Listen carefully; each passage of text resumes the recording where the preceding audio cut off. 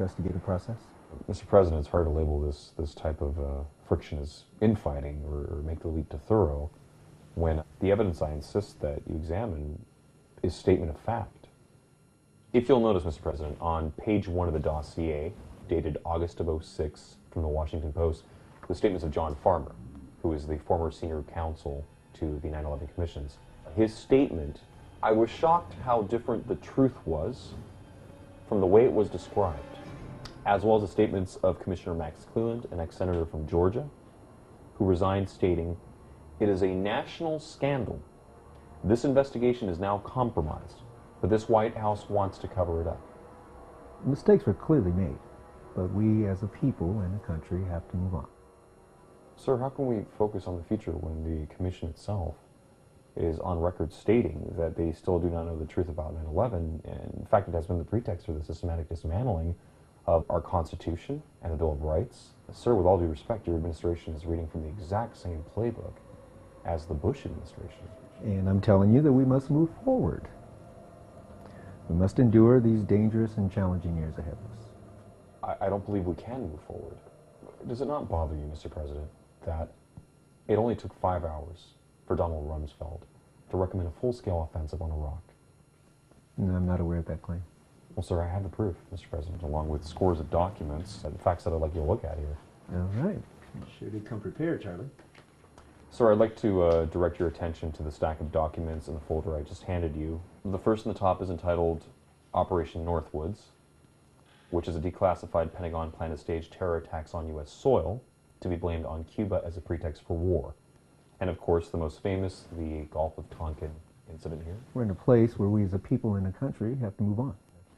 It's all ancient history. Well, fair enough, sir. Then let's talk about recent history. The next document in your folder was published by PNAC, and it's entitled Rebuilding America's Defenses, and was written by Dick Cheney and Jeb Bush. And to quote from the document, sir, the process of transformation, even if it brings revolutionary change, is likely to be a long one, absent some catastrophic and catalyzing event like a new Pearl Harbor. Your thoughts on this statement, Mr. President? In matters of national defense, all scenarios must be carefully considered.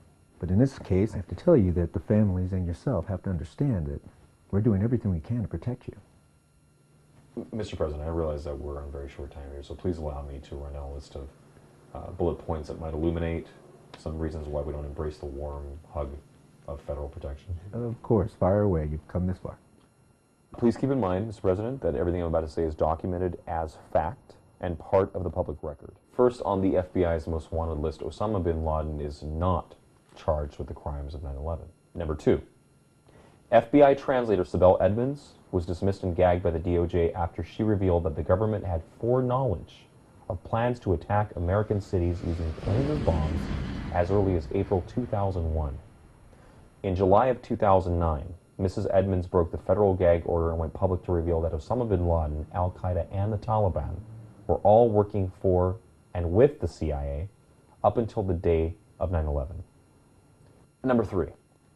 The following is a quote from Mayor Giuliani during an interview on 9/11 with Peter Jennings for ABC News.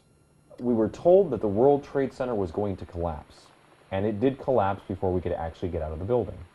So we were trapped in the building for 10, 15 minutes, and finally found an exit and got out, walked north, and took a lot of people with us. Who told them this?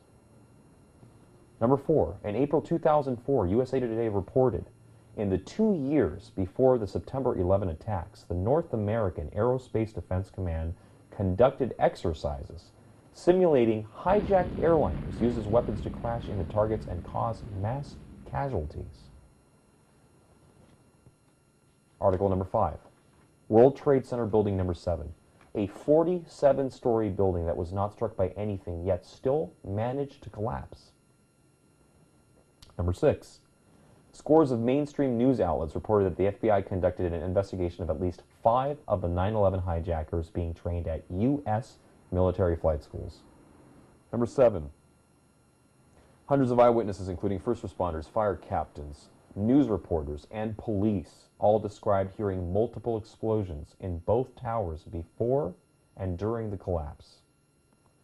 Number 8, An astounding video uncovered from the archive shows BBC News correspondent Jane Stanley reporting on the collapse of World Trade Center Building Number 7 over 20 minutes before it actually collapsed at 5:20 p.m. on the afternoon of 9/11. Number 9. The following is a quote attributed to Dick Cheney, which came to light during the 9/11 Commission hearings. The passage is taken from testimony given by then Secretary of Transportation Norman Mineta. During the time that the airplane was coming into the Pentagon, there was a young man who would come in and say to the Vice President, "The plane is 50 miles out. The plane is 30 miles out." And when it got down to, "The plane is 10 miles out," the young man also said to the Vice President, "Do the orders still stand?" And the Vice President turned and whipped his neck around and said, "Of course the orders still stand. Have you heard anything to the contrary?" Are we to take it that the orders were to let the plane find its target? And finally, Mr. President, number 10. On April 29th, 2004, President Bush and Vice President Cheney would only meet with the Commission under specific clandestine conditions. They insisted on testifying together and not under oath, and to this date, nothing they spoke of that day exists in the public domain. Mr. President, that's all the time we have for Hollywood today. Thank you. Well, Charlie, I can't say this hasn't been interesting. Mr. President, you're on the right side of history. I am on the right side. Thank you very much. My aides and I will be in touch.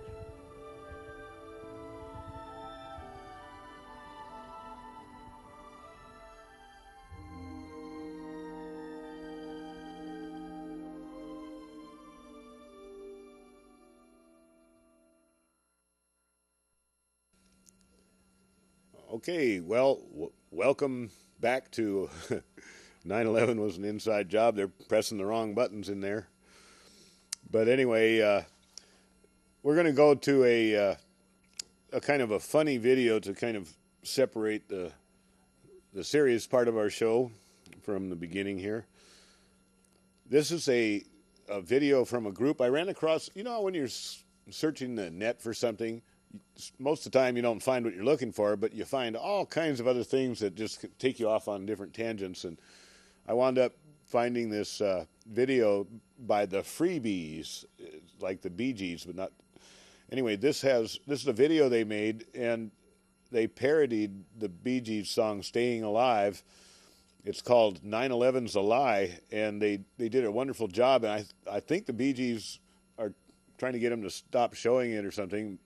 And I'm showing this under the fair use laws, supposedly, so that you can see what a controversial thing they created, and actually what a nice work of art it is. It's also, well, I'll let it speak for itself. So here's 9/11's a Lie by the Freebies.